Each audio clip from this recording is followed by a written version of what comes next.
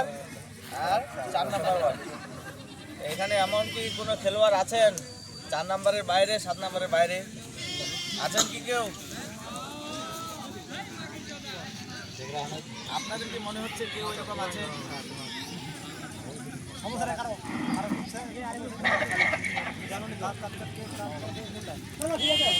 ঠিক আছে, আমাদের সমস্যা নাই, কোনো কমপ্লেন নাই আপনাদের? কোনো কমপ্লেন নাই। লাইসম্যান দুজন আছে, কাবুল ভাই আছে বসে গিয়ে আর কি।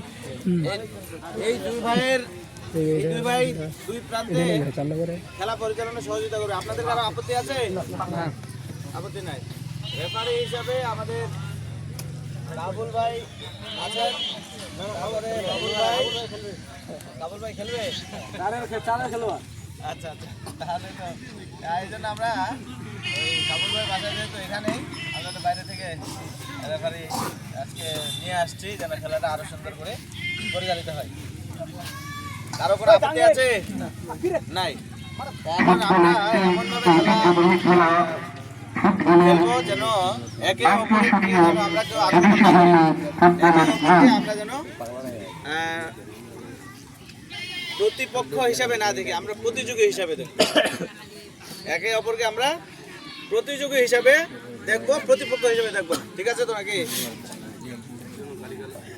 কেউ যেন কোনো খারাপ ব্যবহার, কোনো কাউকে ল্যাং মারা এরকম যেন না করে, বিশেষ করে গালিগালাজটা বেশি। জি, তাহলে বল কই? বল তো নাই। জি, এই পর্যায়ে আমাদের পশ্চিম শাখা মাহবুব ভাই, সভাপতি মাহবুব ভাই।